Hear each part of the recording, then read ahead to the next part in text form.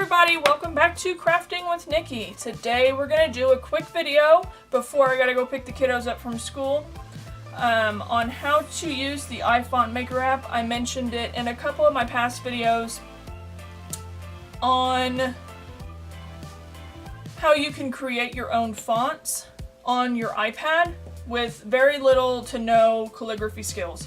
I am not the greatest at calligraphy. I will show you my first attempt at trying to do a cute little calligraphy SVG for one of my stores. There's another one that I tried to do. It was a little bit better.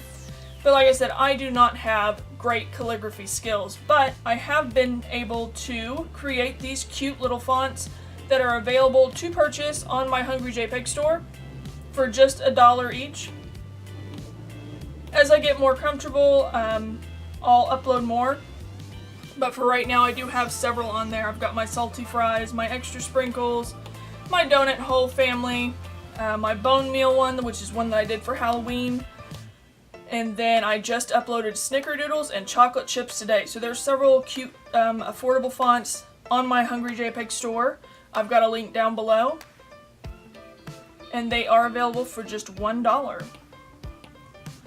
So today I just wanted to show you guys how you can come in here and create fonts for you to sell, for you to share. If you want to just have a font that is just yours to use, I'll show you how to do that here in the iPad. Now this app actually only costs $7.99 and it is only available on iOS devices. And that was $7.99, like I said, in the App Store. Just look up iFont Maker and make sure that you look for this logo, because there was another one in there similar that I almost thought it was, but it was this one. So the first thing you're going to notice when you come in here, it does have the, your ascender, your cap height, your X height, your baseline, and your descender line.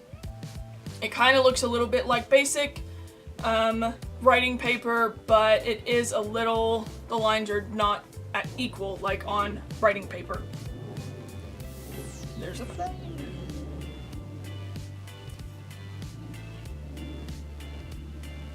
So you are also going to notice that there is a light gray A behind it, and around all the other letters up here, you'll have all your letters that you can create using this one. You can even change it to if you want to write Japanese or an extension glyph or just the basic alphabet. You can do that. It also has your numbers in, well, went too far down. It's got your numbers in here. It's got your other basic characters and punctuation in here that you can use and just build a whole font family. Pretty simple.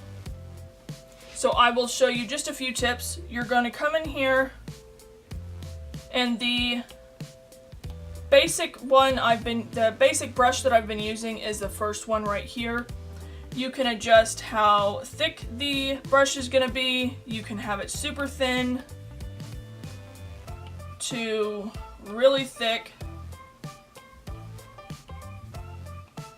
That one might be just a little too thick. But you just want to come in here and you just write. You can write a little bit different if you want to.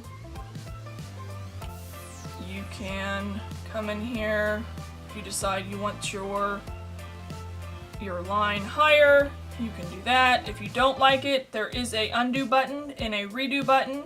And then the scissors, you can either paste. If you've copied something, you can copy all, so you can select this all, or you can clear it all. But I'll just show you real quick. You can also come in here, if you notice this one, to the Pathfinder. If you don't want both these on there, I mean, it doesn't look like it affected it at all, but you can come in here and delete just the one, or you can leave it the way it is. If you notice, it does show a slight indentation. So I'm going to come in there, I'm just going to delete it, and then I'm going to use that. Move it up just a bit. And it looks like I need to move it over just a tad more.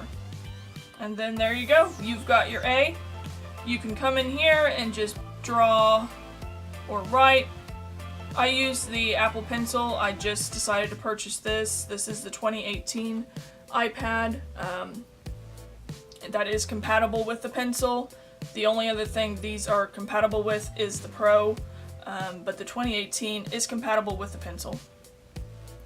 You can come in here. You want to make sure that they do, you can kind of see which ones you've done already up here. Like I've got my A and my B done, so I can come over to my C. And you can just kind of see all these letters that you're doing. You can also come up here to preview. In Panagram, you can see all your capital letters. You can see which ones you've done. And then that way you can kind of see if they look the same, or if your C is actually taller than it should be. Like if it's going too high into the ascender line and not. So you can come down here and just make it just a little bit smaller, and then that way it is more uniform with everything else. So once you get done writing all of your letters and numbers and all that, you can come in here. Whoops. I'll show you my chocolate chip since it's already done. Like I said, you can come over here to the Panagram. You can see I've got all my letters done. I've got all my lowercase, all my numbers. But you can also come in here to kernings, and what's really cool about this is you can come in here if you want your W to be closer to this letter. You can come in here and just adjust the kerning so that way your font looks really nice and really professional. You can come down here and you'll just go through all these. You can also change how it is so you can see what it will actually look like. You can even come in here and just say, you know, your own little message.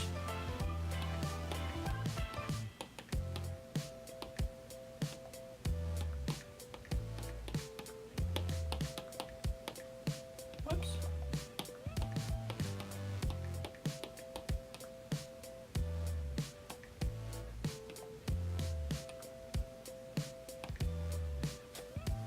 And then that way you can kind of see how it would look in a sentence.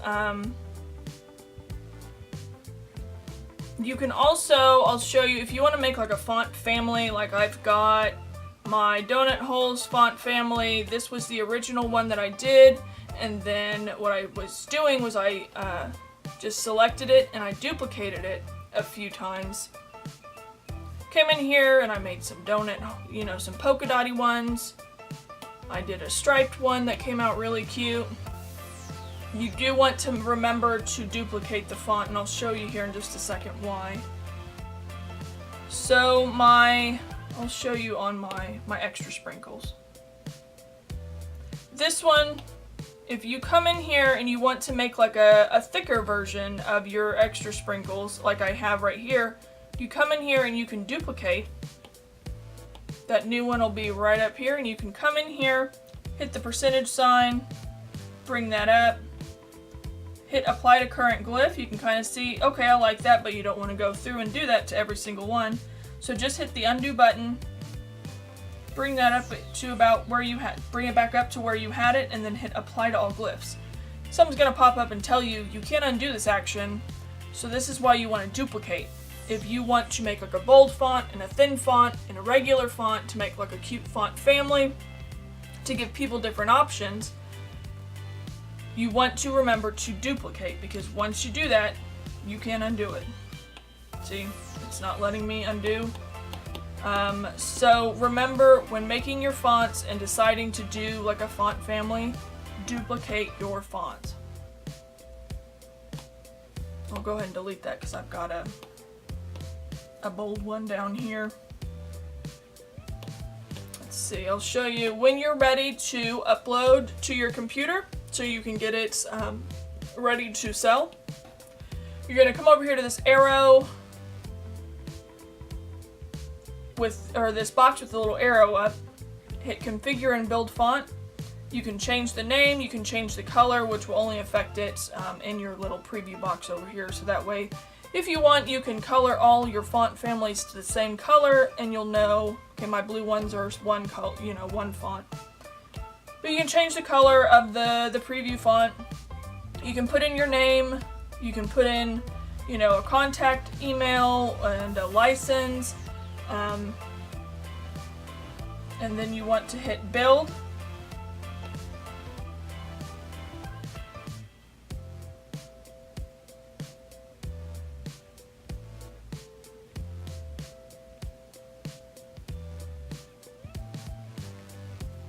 And then you can come over here and download desktop font, and you can email it to yourself, you can save it to your Dropbox. Bob's coming over to say hi. I don't know if he's in the frame, but he's up here. Not where he's supposed to be, but he's up here.